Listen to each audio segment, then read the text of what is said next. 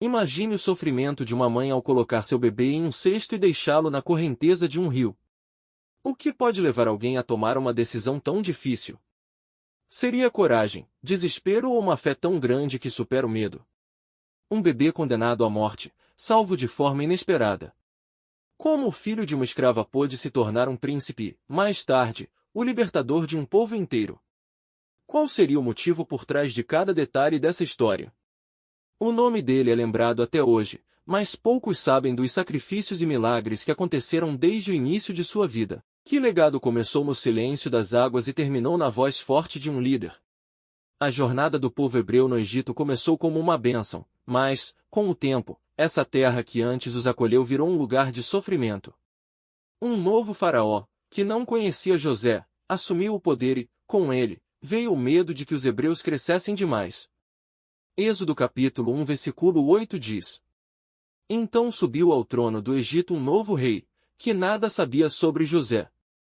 A hospitalidade do Egito se transformou em escravidão, e o povo de Deus foi forçado a trabalhar duro, construindo cidades e monumentos. Com medo do crescimento dos hebreus, o faraó tomou uma decisão cruel, ordenou que todos os meninos recém-nascidos fossem jogados no rio Nilo.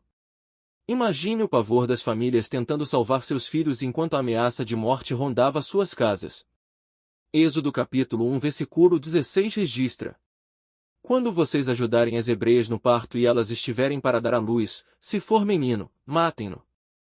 Essa ordem cruel não só tirava vidas, mas mostrava o medo que os egípcios tinham da promessa de que os hebreus continuariam a crescer. Mesmo em meio a tanto sofrimento, os hebreus se fortaleciam e clamavam a Deus por libertação. Cada pedra que carregavam, cada golpe do chicote era um lembrete de que precisavam de um Salvador.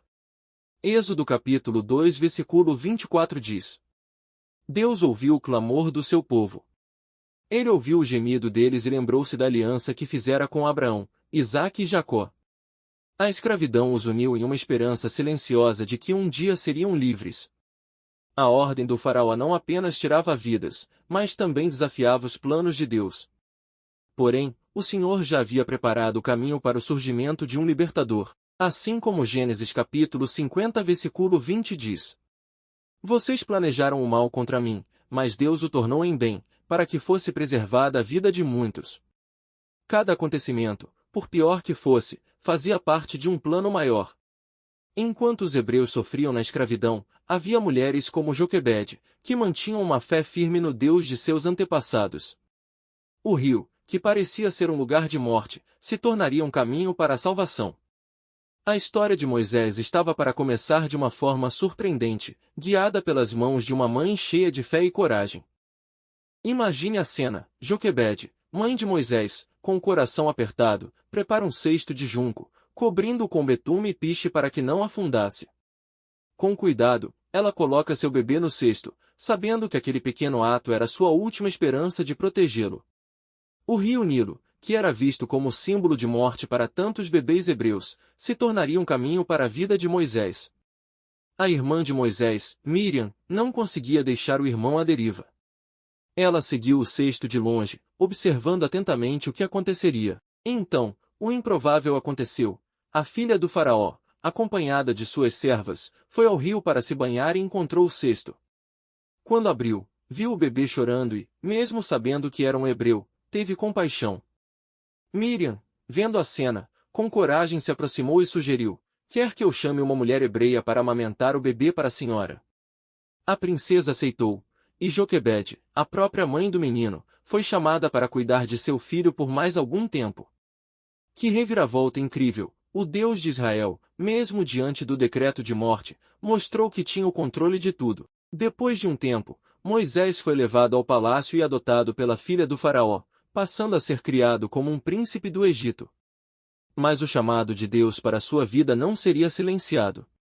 Moisés crescia, e seu coração não esquecia quem ele realmente era, um hebreu, parte do povo que sofria sob a escravidão. Anos mais tarde, já adulto, Moisés tomou uma decisão que mudaria sua vida. Ao ver um egípcio maltratando um hebreu, ele interveio e acabou matando o egípcio. Temendo as consequências, fugiu para o deserto de Midian. Lá, viveu como pastor, longe da riqueza e do poder que tinha no Egito. Porém, mesmo no deserto, Deus continuava a preparar Moisés. Foi ali, no Monte Horebe, que o Senhor se revelou a ele através de uma sarça ardente. A chama não consumiu o arbusto, e Moisés ouviu a voz de Deus dizendo, eu sou o Deus de seus antepassados, o Deus de Abraão, Isaque e Jacó. Eu vi o sofrimento do meu povo no Egito e decidi libertá-los. Deus deu a Moisés uma missão grandiosa, voltar ao Egito e enfrentar o faraó para libertar os hebreus da escravidão. Moisés, com medo e inseguro, argumentou com Deus, dizendo que não era a pessoa certa para essa tarefa. Ele disse, quem sou eu para ir até o faraó e tirar os israelitas do Egito? Mesmo assim, Deus garantiu que estaria com ele, mostrando que o plano era dele e que o poder viria do Senhor, não de Moisés. A partir daquele momento, Moisés deixou de ser apenas um pastor de ovelhas para se tornar um instrumento escolhido por Deus. Ele retornou ao Egito e, com a ajuda de seu irmão Arão, enfrentou o faraó, anunciando as 10 pragas que cairiam sobre o Egito até que o povo de Deus fosse libertado.